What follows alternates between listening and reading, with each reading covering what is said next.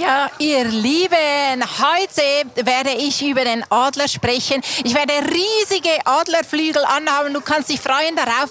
Adler, das ist eines der Bilder, die die Bibel verwendet, um uns zu erklären, wie es mit unserem Glauben zu und her geht. Wir haben Flügel wie Adler und damit können wir fliegen und immer höher, ohne dass wir flattern wie ein Spatz. Und was das alles bedeutet und was uns am Boden hält, darum geht es in dieser Message heute. Alle, die auf den Herrn harren, die kriegen neue Kraft.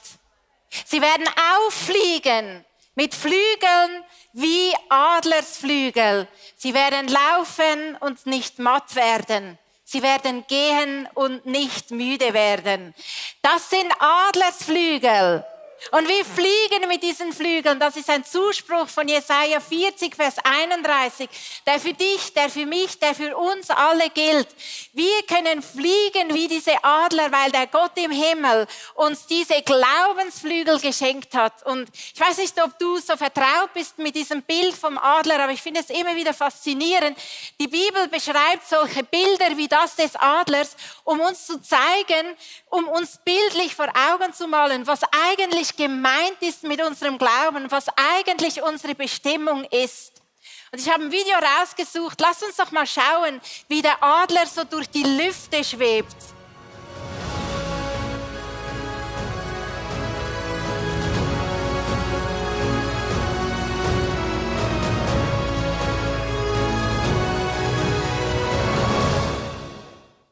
Wow, so majestätisch, so kraftvoll, so würdevoll und so echt sind auch diese Flügel nachgemacht. Hey, lass uns unserem Team, die diese Ilus immer so schön bereiten, einen riesen Applaus geben. Ich kann dir sagen, es ist schon ein Riesenvorrecht, heute mit solchen Flügeln auf der Bühne zu stehen, weil es bildlich genau das zum Ausdruck bringt, was ja mit unserem Glaubensleben geschieht. Wir sind nicht alleine, genauso wie der Adler schwebt, genauso wie er segelt, genauso wie er getragen ist. Er flattert nicht wie ein Spatz, sondern er streckt seine Flügel aus. Und der Wind trägt ihn. Er hat gelernt, mit der Thermik umzugehen. Und er schwebt und er segelt. Und er nimmt nicht ab an Höhe, sondern er nimmt zu an Höhe. Und das ist ein Bild für dich und für mich, wie das Leben gemeint ist. Das heißt nicht, dass wir ein sorgenfreies Leben haben, dass wir ein Leben haben ohne Herausforderung, nur noch so schweben, sondern es ist genauso wie der Adler es macht. Der Adler, wenn ein Sturm kommt, dann fliegt er in den Sturm hinein und nicht davon, weil er weiß, dass nur im Sturm seine Flügel wachsen und an Kraft zulegen. Also wenn ich heute darüber spreche und diese Flügel meine ganze Message lang anhabe, mich so darüber freue, weil es mir ein Gefühl gibt, wie wir unser Leben sehen dürfen, dann nicht einfach ohne Herausforderungen, aber trotzdem nicht am Boden, sondern segeln mit dieser Kraft des Heiligen Geistes. Und die Flügel, das sind unsere Glaubensflügel. Das geschieht dann, wenn wir den Verheißungen mehr glauben als unseren Umständen. Jedes Mal fahren wir damit unsere Adlerflügel, unsere Glaubensflügel aus. Und der Heilige Geist kommt und er kommt mit dem Wind, es ist alles bereit und es ist alles da und er kommt und er trägt uns auf Höhen, wo wir selber nicht raufgehen können. Es gibt nur eine Sache, die den Adler hindern, daran zu fliegen. Es sind nicht seine Flügel, es ist nicht der Wind, der fehlt, sondern es ist dann, wenn sein Körpergewicht zu schwer ist. Dann kann er nicht abheben. Und das ist ein Bild für uns. Auch wir können Gewichte mittragen. Wir haben schon etwas gehört von Sarah vorher. Wir haben Gewichte, die wir mit uns herumschleppen. Zum Beispiel Menschenfurcht, allerlei von Ängste, Bitterkeit, Unvergebenheit, sexuelle Unmoral, kompensieren, Kompromisse eingehen, Perfektionismus, wie die Dinge alle heißen, das sind Gewichte und das macht, dass wir am Boden gehen. Und es ist nicht so ein Problem grundsätzlich, weil gehen können wir immer noch. Aber stell dir vor, du bist ein Adler, du bist geschaffen, um in den Lüften zu fliegen. Wie schade, wenn du einfach nur gehst. Weil mit dem Gewicht, mit diesen Sünden, mit diesen Gewohnheiten können wir oft nicht abheben. Wenn du mit uns schon länger unterwegs bist, dann hast du diese Geschichte vermutlich schon mal gehört, aber sie zeigt so genau, was eigentlich damit gemeint ist. Und zwar ist es diese Geschichte vom Bauern, der auf einen Adlerhorst geht und dort ein Ei klaut. Macht man nicht, hat er trotzdem gemacht. Er hat es in seinen Hühnerhof gebracht und das Adlerei wurde dort ausgebrütet und der Adler ist halt mit den Hühnern aufgewachsen. Und was so Hühner machen, sie scharren mit den Krallen, sie picken Körner und sie schauen immer nach unten. Bis eines Tages die Adlermutter oder der Adlervater über dem Bauernhof schwebt und kreist und einen Adlerschrei als Zeichen von Freiheit ausruft. Und dann weckt das etwas auf in diesem kleinen, jungen Adler. Eine Sehnsucht spürt er vielleicht zum ersten Mal. Ich bin für mehr geschaffen, als da beim Hühnerhaus zu sein. Nichts gegen Hühner, ich liebe Chicken. Aber nicht, wenn unsere Berufung ist, zu fliegen und zu schweben wie Adler. Dann ist es jammerschade, wenn wir da beim Hühnerhof bleiben, wenn wir Flügel hätten, die uns tragen könnten. Und dieser Schrei von der Freiheit, für die Freiheit, macht heute nicht der Adler, sondern macht heute der himmlische Vater. Und der Heilige Geist vermittelt dir und mir heute eine Botschaft, die so viel heißt wie, du sehnst dich nach Leben, aber das, was du tust, das bringt dir den Tod.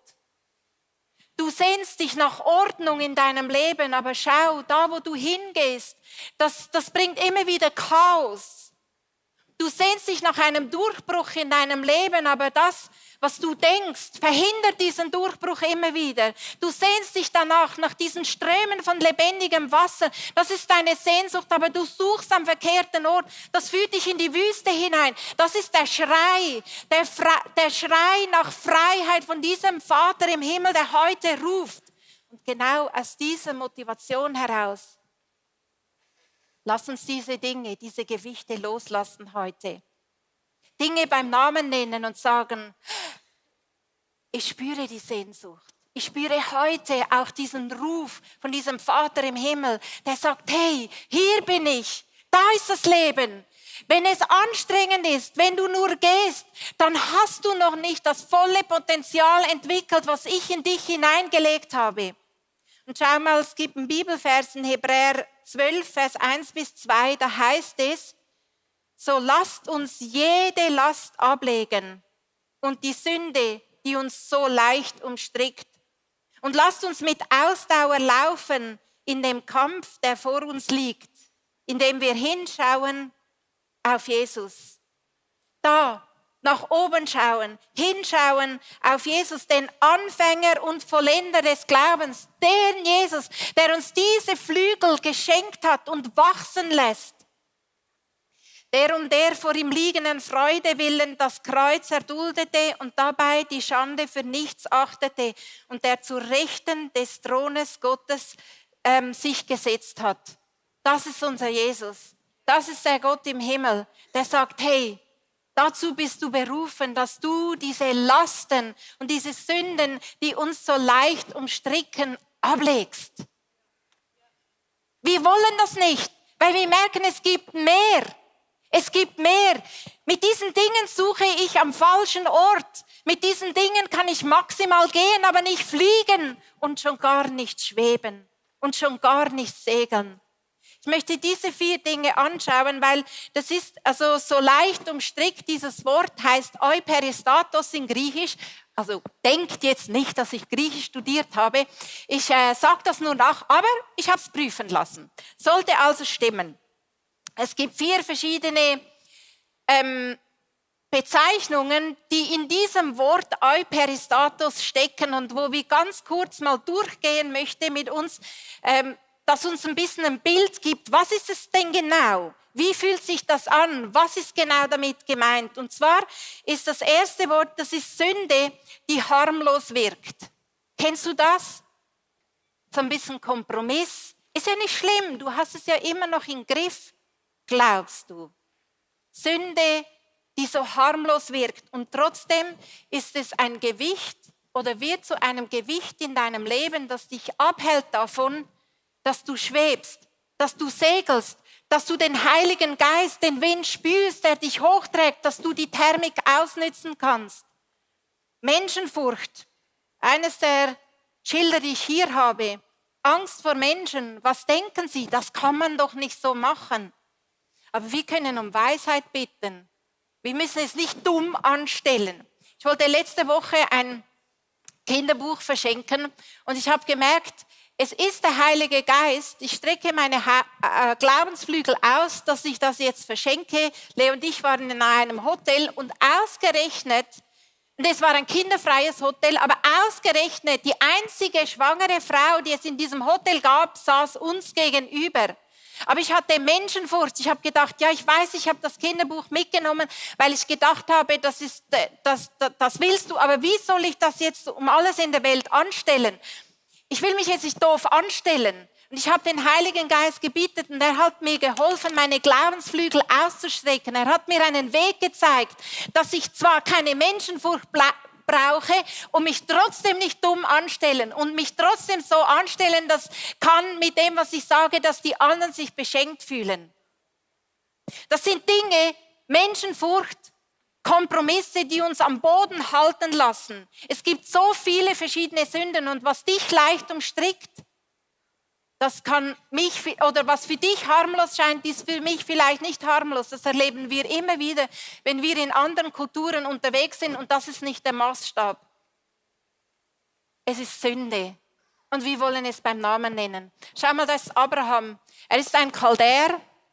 Das heißt, er ist in einer hochentwickelten Kultur aufgewachsen. Er hatte also Sicherheit, er hatte seine Familie um sich herum und diese Gesellschaft war damals auch sehr spirituell, also der hat den Geist gefördert, aber sie haben Götter angebetet, Sterne, vor allem den Mond. Und zu Abraham hat Gott gesagt, geh weg. Und ich glaube, das ist eine Botschaft, die heute einige von uns hören müssen. Verlass das Bekannte, verlass diese Sicherheit, weil es ist ein Kompromiss. Es hält dich am Boden. Es ist ein Gewicht, das dich hindert, zu fliegen und zu schweben, weil du das Vertrauen auf andere Dinge setzt. Sünde, die eigentlich angenehm wirkt. Das ist das eine. Und das andere, das zweite ist Sünde, die dich einwickelt. Ich habe mir überlegt, ich glaube, ich bin tief überzeugt, in der Fastenzeit haben wir auf vieles verzichtet, da und dort und jeder mal auf etwas anderes. Und ja, okay, für die Fastenzeit, dann haben wir es wieder eingefügt in unser Leben, aber vielleicht gehören genau diese Dinge, es ist ja nicht böse, es ist ja nicht Sünde eigentlich und trotzdem weißt du, dass es dir eigentlich besser tun würde, wenn du diese Dinge nicht mehr tust. Und ich möchte das heute einfach mal ansprechen.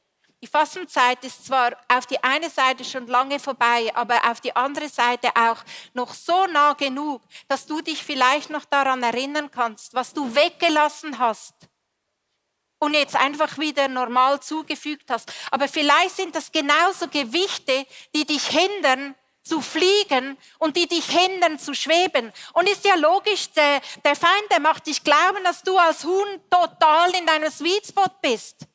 Aber höre heute diesen Schrei von diesem Vater im Himmel, diesen Schrei nach Freiheit. Angst, Perfektionismus bringt uns so unter diesen Leistungsdruck, dass wir nicht segeln können, dass wir die ganze Zeit am Flattern sind. Und ich habe selber gemerkt, dass Sorge hätte ich nie als Sünde bezeichnet. Aber als ich Jesus bekannt habe, dass ich mir Sorgen um dies und jenes mache und um Vergebung gebeten habe, dann hatte ich das Gefühl, ich ziehe einen dicken Wintermantel aus und ich spüre Gott plötzlich viel näher. Wer würde das sich nicht wünschen? Wer würde sich nicht wünschen, mit diesen Adlersflügeln zu fliegen, so richtig zu schweben? Ja gut, wenn ich könnte. Du kannst. Es ist alles bereit. Du kannst fliegen. Das ist die zweite Sünde, die dich einwickelt. Ein Netz, das dich immer mehr zuschließt. Du denkst, ich kann damit umgehen und plötzlich bist du gefangen. Das dritte ist Sünde, die dich blockiert. Bitterkeit, innerer Groll, Selbstmitleid, Neid, Eifersucht. Das hindert dein geistliches Wachstum. Das hindert, dass deine Flügel wachsen. Und weißt du, es gibt ja immer einen guten Grund, warum man bitter ist, warum man neidisch ist. Es ist ja nicht so, dass wir das alles freiwillig einfach in uns hineinlassen, sondern die Umstände bieten ja genug Grund, dass man sich so fühlt.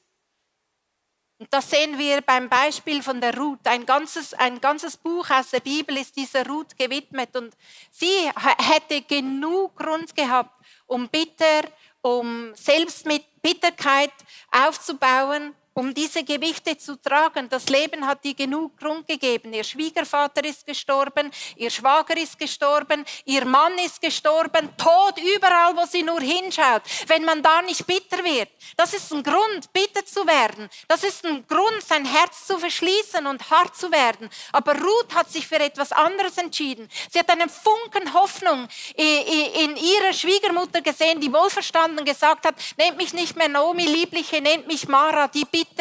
Und sie ist mit der Schwiegermutter mitgegangen. Und sie hat ihre Glaubensflügel, sie waren vielleicht klein, sie hat sie ausgestreckt. Und sie hat gesagt, ich bleibe nicht im Selbstmitleid sitzen. Ich ziehe dieses Gewicht ab. Ich will das nicht. Ich will fliegen. Ich glaube an diesen Gott im Himmel. Und sie ist geschwebt. Sie ist gesegelt.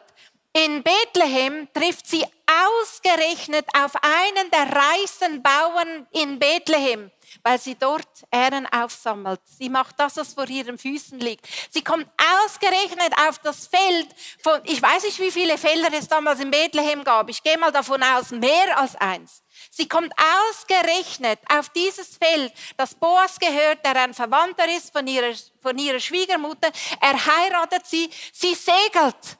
Und nicht nur das, Gott hat so viel mehr für sie bereit. Sie wird die Urgroßmutter vom großen König David. Man stelle sich vor, eine Moabiterin in Israel war ausgestoßen. Eine Außenseiterin. Aber sie streckt ihre Glaubensflügel aus und sie segelt.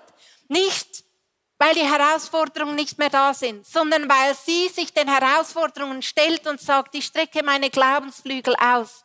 Und sie segelt und nicht nur das, sie kommt auch in der Genealogie von Jesus vor.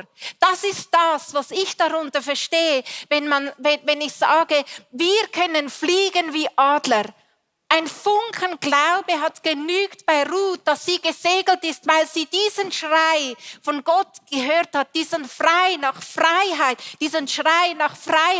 hat sie gehört in ihrem Herzen. Sie ist dieser Sehnsucht nachgegangen. Es hat sie was gekostet, weil sie musste das Gewicht loslassen. Und das vierte ist Sünde, die zerstört.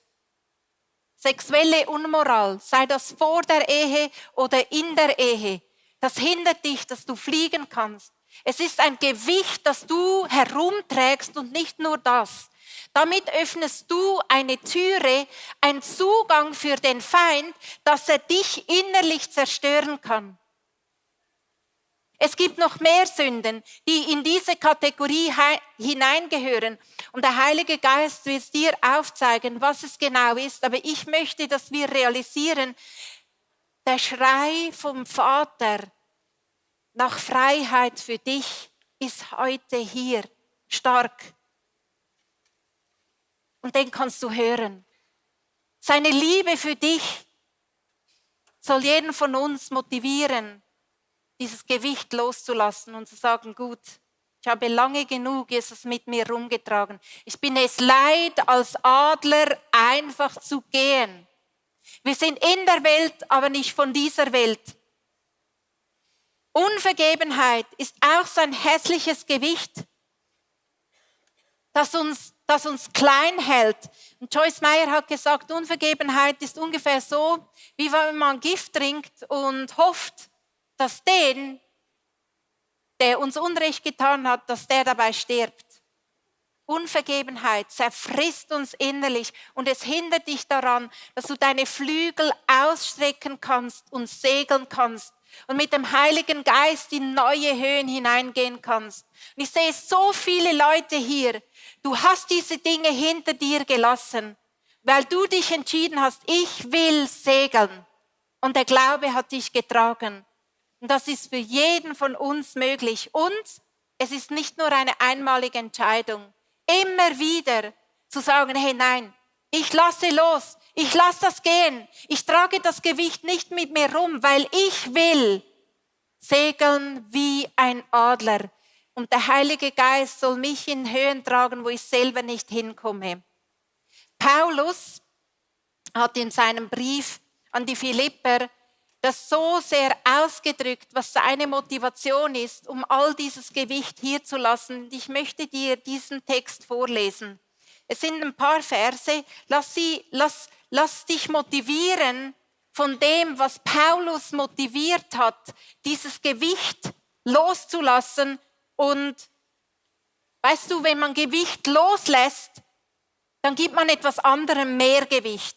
Und genau das hat Paulus erlebt. Das heißt, aber seit ich Christus kenne, ist für mich alles wertlos, was ich früher für so wichtig gehalten habe. Denn das ist mir klar geworden. Gegenüber dem unvergleichlichen Gewinn, dass Jesus Christus mein Herr ist, hat alles andere seinen Wert verloren. Es ist ein unvergleichlicher Gewinn, wenn wir diese Dinge, wo wir denken, wir können nicht leben ohne das, weil es unsere Situation so sehr beschreibt, weil es der Ausdruck ist von unserer Reaktion auf diese Situation. Wir müssen auf diesen Jesus schauen, dass wir diesen unvergleichlichen Gewinn, von dem Paulus schreibt, dass wir den vor Augen haben. Es ist ein ernsthafter und sehr herausfordernder Text. Ich lese weiter. Also gegenüber dem unvergleichlichen Gewinn, dass Jesus Christus mein Herr ist, hat alles andere seinen Wert verloren. Um seinetwillen habe ich das alles hinter mir gelassen. Es ist für mich bloß nur noch Dreck, wenn ich bloß Christus habe. Mit ihm möchte ich um jeden Preis verbunden sein. Deshalb versuche ich jetzt nicht mehr durch meine eigenen Leistungen und durch das genaue Befolgen des Gesetzes vor Gott zu bestehen. Wir machen das nicht, um gut vor Gott dazustehen, dass wir diese Dinge heute abschneiden, sondern weil er ruft, weil seine Liebe uns zieht. Was zählt ist, dass ich durch den Glauben an Christus von Gott angenommen werde. Darauf will ich vertrauen. Um Christus allein geht es mir. Ihn will ich immer besser kennenlernen. Ich will die Kraft seiner Auferstehung erfahren, aber auch seine Leiden möchte ich mit ihm teilen und mein Leben ganz für Gott aufgeben, so wie es Jesus am Kreuz getan hat. Dann werde ich auch mit allen, die an Christus glauben, von den Toten auferstehen. Und es ist nur möglich, wenn wir diesen Schrei vom Vater nach Freiheit oder für Freiheit für unser Leben hören. Mit diesem Bild vor Augen wird es jedem von uns möglich sein, diese Dinge loszulassen, weil wir sehen, wem wir anstelle von diesen Dingen Gewicht geben können. Du bist vielleicht gewohnt, mit Angst zu leben. Du hast dich arrangiert. Du bist vielleicht gewohnt, mit Menschenfurcht zu leben. Du schämst dich für dies und das und passt dich deswegen auch so an. Du bist gewohnt, mit Kompromissen zu leben, ja, halt ein bisschen von deinen Wertvorstellungen aufzugeben. Aber höre heute diesen Schrei von Freiheit von deinem himmlischen Vater. Diese Liebe, die eine Sehnsucht, lass das zu, dass der Heilige Geist eine Sehnsucht in dir weckt und du sagst, okay, genug ist genug. Genug ist genug. Lass uns heute der Tag sein, wo wir alle von uns mit diesen Flügeln rausgehen und sagen, ich strecke sie aus. Ich strecke meine Glaubensflügel aus. Ich strecke sie aus. Und dazu braucht es ein paar Fragen, wo wir uns ganz ehrlich stellen dürfen. Und zwar bist du nicht alleine. Jesus steht direkt neben dir. Er verdammt dich nicht, er verurteilt dich nicht. Er steht direkt neben dir. Und er hat diese Sehnsucht nach Freiheit, nach einem Leben, nach Ströme lebendigen Wassers, nach Ordnung, nach Ruhe, nach Durchbruch in deinem Leben, hat er gesehen. Er ist gekommen auf diese Erde genau dafür. Ich möchte ein paar Fragen dir stellen. Du siehst sie auf der Leinwand eingeblendet. Wo lebst du mit Sünde, die du tolerierst? Welche Grenzen hast du nicht gezogen, weil du dachtest, ich kann damit umgehen? Welche Sünde umstrickt dich geschickt? Wo hast du Dinge so sehr bewundert, dass sie jetzt größer sind als Gott und dich binden? Heiliger Geist, du bist der uns die Augen öffnet für das Gewicht. Es scheint manchmal unmöglich, dieses Gewicht loszulassen, weil es nur eine einfache Bitte ist und wir uns nicht vorstellen können, dass sich dabei alles ändert. Ich danke dir für dieses Bild, dass wenn wir auf dich schauen, dass wir die Kraft bekommen, diese Dinge loszulassen.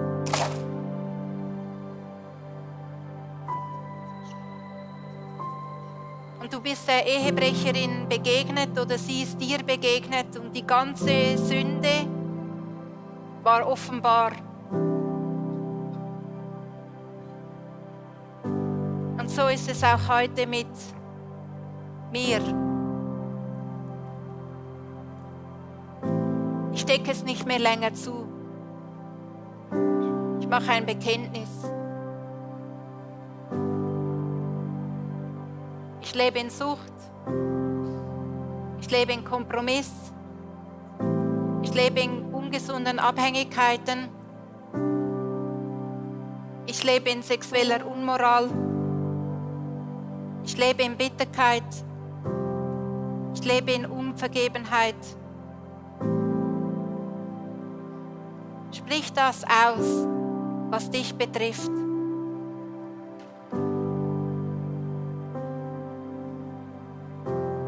Und es ist eine Atmosphäre, wie damals bei dieser Ehebrecherin, wo Jesus sagt, wer ohne Sünde ist, werfe den ersten Stein.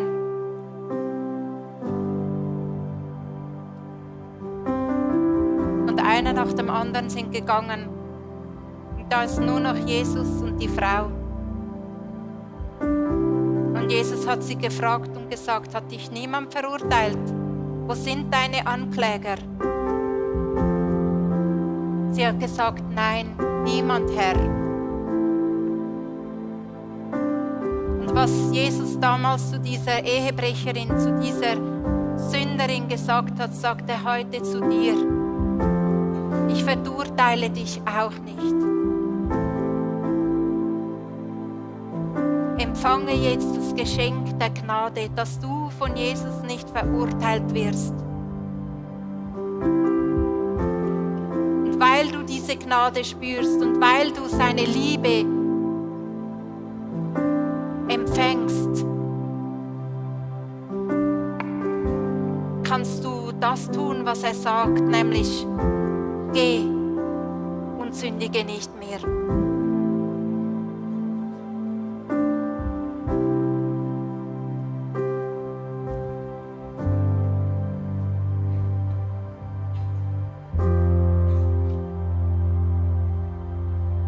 Ja, Jesus, wir sehen auf dich. Du bist der Anfänger und Vollender von unserem Glauben. Wir sehen auf dich und wir lassen hinter uns, was uns so leicht umstrickt. Hilf mir, diese Dinge bei dir zu lassen. Ich empfange Gnade. Danke, Heiliger Geist, dass du die Kraft in mir bist, die mich trägt. Raus aus diesen zerstörerischen Sachen hinein in die Freiheit, für die du mich geschaffen hast.